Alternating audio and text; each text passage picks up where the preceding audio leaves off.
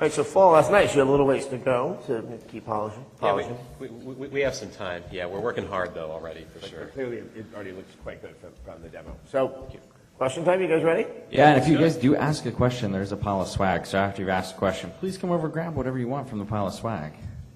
And is there a microphone somewhere? Oh, look, right here. There's the microphone, so...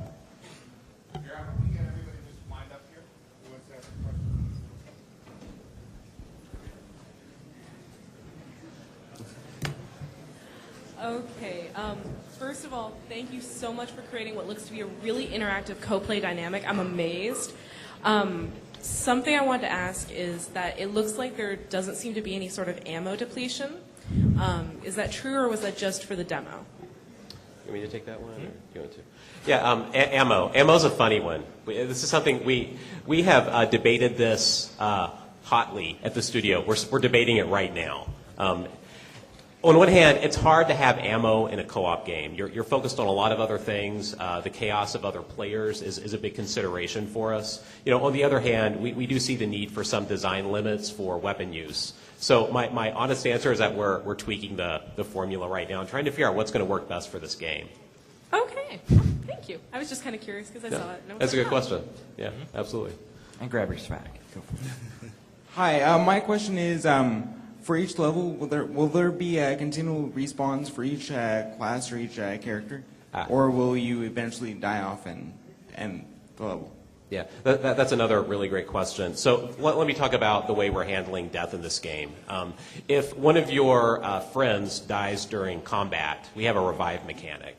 So other characters, other players can get that person back on their feet and back working with the team. If a friend falls off a cliff, there's a little penalty associated with that, but it's not a huge one. You spawn back in with the rest of the play group pretty quickly. And the reason for that, and we tinkered with a lot of things, was that it's no fun to sit and watch your friends play. I mean, we want to get you back in the game pretty quickly. Yeah, at the same time, for design balance issues, we need to have some little penalty. So you're out for a few seconds if you fall off a ledge.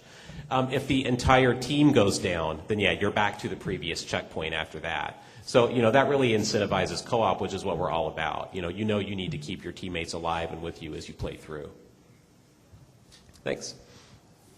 Hi, I was wondering, when you did certain events, like a point value came up, can you tell us what that's for, or not? Yes. Well, I can tell you part of it. There's part of it I can't talk about just yet, although I wish I could. Some people won't let me say stuff sometimes.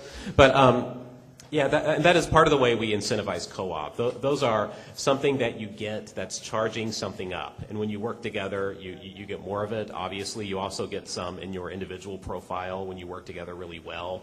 And those make a very cool thing happen in the game that I wish. Cut his mic! Okay. And there are a lot of different things that you can do together. So part of it's like discovering what these cool things are. Yeah. Just like with the vacuum, with the hook shot, with the tools that you have, just seeing these crazy co-op things you can do, to get points. All right, thanks. Cool. Thank you. Hi guys.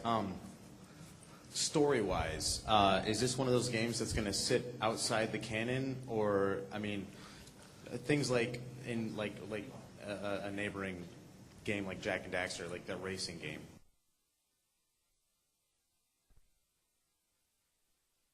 Characters were. Is this something, because it seems like the 4-player aspect of it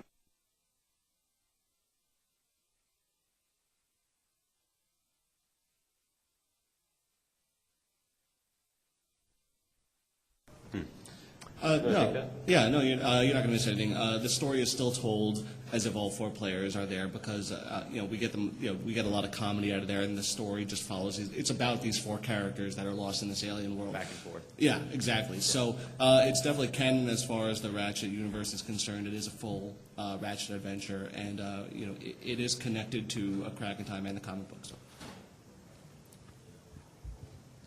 As far as gun upgrades go, are there going to be gun upgrades, or are the guns just variations on the sucker gun? Do you want to take that, or do you want me to? All right, I was looking into James and see. Oh, yeah, no, I mean, I think it's part of the franchise DNA. Yeah. And Chad can talk about it more, but it's Yeah. like there's always going to be gun upgrades in Ratchet and Clank, basically. Yeah, well said.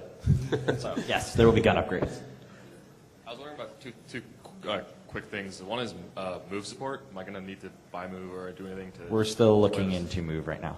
Okay. And also, I know the character select screen was that you kind of pick whatever you want. Is there going to be like you can level up like your Ratchet and then play with your friends and like kind of like you have like a level 3 Ratchet, whatever, and your friend starts has like a level 1 Clank, or is that persistence at all? Yeah, that's a good question too. We want you to have some feeling of progression and of keeping something between play sessions. And we think that's another important part of the series. We don't want it to feel completely disposable. So players have individual profiles, and you're building up your character in that profile. So when you jump between play sessions, you get to keep some things. Absolutely. Cool. Yeah, we think that kind of continuity is important. We'll also support multiple PSN logins. Yeah. So if you get together with 4 people and you want to use your own profile, we let folks do that. Cool. So everyone in the room can unlock their trophies. Yeah. Yeah, that's right. Yeah. Okay, my question is about frame rates. I seem to recall seeing a post on Kotaku some time ago about talking about how basically a crack in time was likely to be the last 60 frame per second game Insomniac does. And I noticed this one appeared to be running at 30 frames a second roughly. Can you comment on that, or?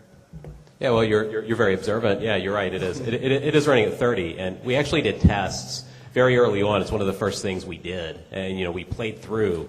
We looked at 60 with scaled back post effects and all of the kind of trade-offs we needed to make, and we looked at 30 with all the bells and whistles turned on. We thought 30 felt pretty good, and we think it feels good for this game and still feels very fluid. Okay, thank you. Sure, thank you. Yeah, I will say too that like all the SSAO and the motion blur and the depth of field, like if you saw all that in the demo and you could see far into the level and it was kind of blurry, all that stuff is made possible by going to 30, and it just wasn't even a contest. Yeah, and there are gameplay reasons as well. Just like you can see that we're still doing kind of kinetic, very active, challenging things like on the using the swing shots, but we can still achieve that and have the amount of control that we want at 30 hertz. So we get kind of the best of both worlds. My question is, I used to love, one of my favorite things in the Ratchet and Clank games is the museum that you could earn, or some of the Easter eggs you can go back and find. What have you guys put in this game as far as little stuff like that makes replayability higher? There's going to be a lot of replayable stuff and stuff to go back and find as far as in the levels.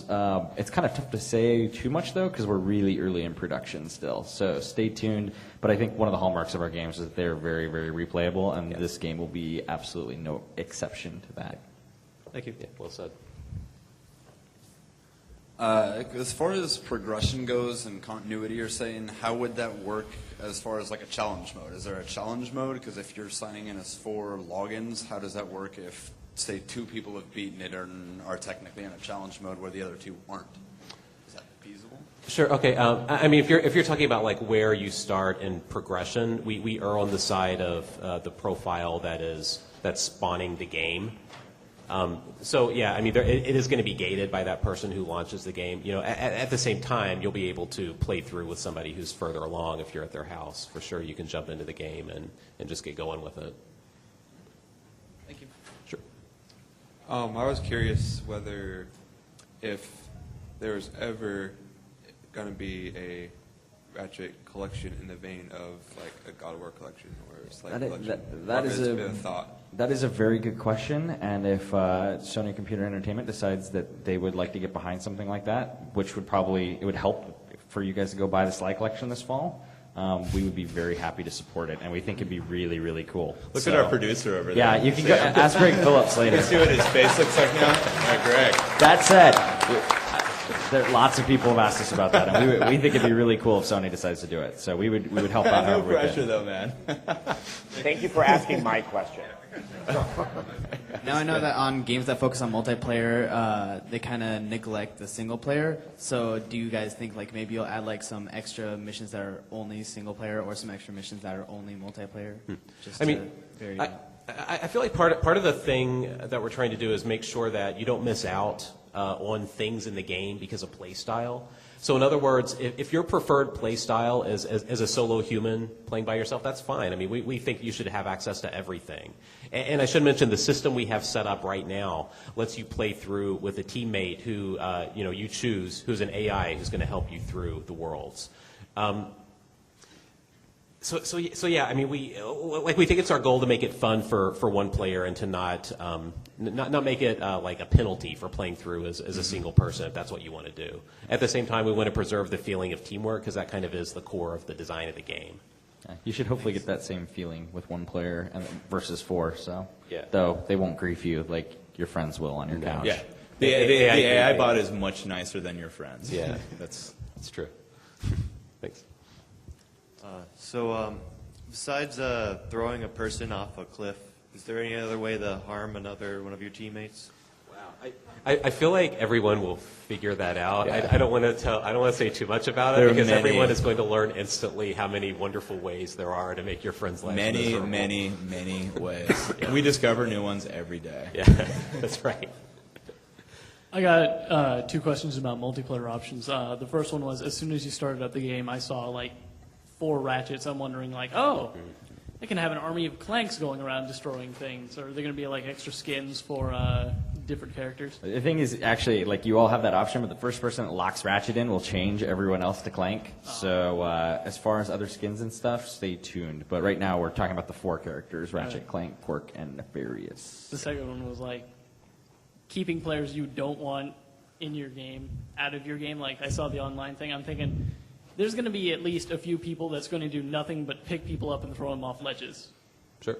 Yeah, and that's something that we looked at, and that's something that we were concerned with really early on, because that was kind of the process. We created this thing, and then you could pick people up and shoot them places, and then immediately we started shooting each other on ledges, and then we realized, wait, this could be a huge problem.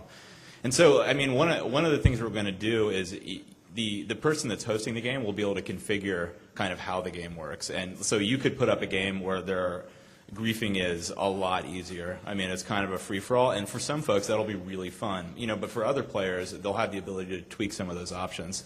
And I mean, and you'll be able to kick people out of your game, if they're being jerks, or block them from the game. Thanks.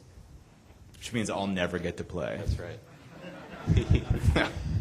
I also have 2 questions, but mostly because I don't think you'll answer the first one. I'd really like to know how the Rhino is going to work in this game. Wow, you're right. That was awesome. We'll get back to you on that one when we figure it out. Huh? And the second one is, how easy is it going to be to switch in and out in the middle of a level?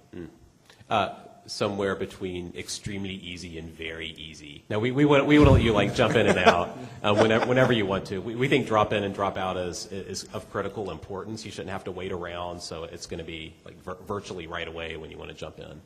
It's also worth mentioning too that if you want to start up a game yourself, you can start it single player. That game will be online. You'll be playing with the bot. As soon as somebody jumps in that game, they can take over the bot, and things will just scale that way. We want it, like Chad said, we want to make it extremely easy to get in and out of the game. Yep. Thanks. This is regarding Ratchet and Clank. I was just wondering, where's Resistance 3, and if you can't answer that, sure. When can we expect news on that? Did you see the teaser trailer? Yeah. Yes. So the teaser trailer is pretty awesome. Did everyone see the teaser trailer? Yeah. Resistance 3 has been coming along really well. And we're going to be very excited to show it very soon. I don't think you're going to have to wait too long, but stay tuned to the Insomniac Twitter and Facebook, and the instant that we can say when you'll be able to see it next, you will have it on your Twitter page. So keep an eye out. Thank you. Question regarding the title of Ratchet & Clank. Given the history of going commando up to Arsenal, why All for One instead of something more like foreplay? Who wants to take this one, Sean? Oh, that's good. Go ahead. Yeah, go for it, TJ. Yeah, we went through a whole bunch of titles. Foreplay was, of course, on the list. Very high on the list, by the way. I suggested Fiends with Benefits, Bros Before Foes, Yes. and my personal favorite was Multiple Organisms. Yeah. We'll go there. The good news is actually an issue of the comic is named that because that was my favorite too. But at the end of the day, I think we didn't want to scare off the parents that might be buying the game for their kid. So we went with All for One. Yes, but anyone who doesn't think that we didn't seriously consider foreplay, we very seriously consider foreplay. We do. We take it very seriously here. Yeah, it's true. Or something.